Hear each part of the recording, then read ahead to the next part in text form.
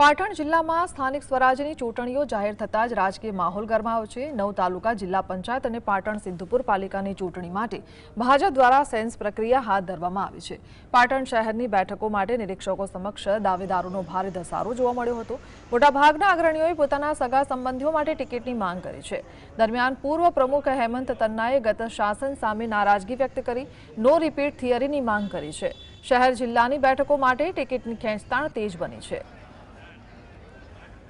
2026 April 26મી તારીખે યોજાનારી પાટણ નગરપાલિકાની 44 બેઠકોની ચૂંટણી પહેલા આજે પાટણ ભાજપ કાર્યાલય ખાતે સેન્સ લેવામાં આવ્યો છે। સેન્સમાં લગભગ કહી શકાય કે મોટાભાગના લોકો ઉમટ્યા છે, જેમાં જૂના જે કહેવાય ને લગભગ 35 જેટલા કોર્પોરેટરો છે સાથે છે।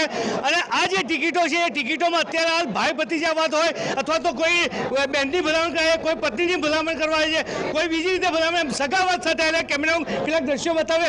હાલ અત્યારે માહોલ જામ્યો છે, લોકોમાં ઉત્સાહ વધારે નિયમો રાખ્યા છે, શું છે પાર્ટીનો જે નિયમ બનાવે છે પાર્ટીએ, એક તો નો રિપીટની થિયરી અપનાવવાની વાત છે પાર્ટીની, અને બીજો નંબર પાર્ટી એ નક્કી કર્યું છે કે જે કાર્યકર્તાઓ અત્યાર સુધી બધા ભાજપના કાર્યકર્તાઓને જીતાડતા આવ્યા છે એવા નવા કાર્યકર્તાઓને ટિકિટ આપવામાં આવશે।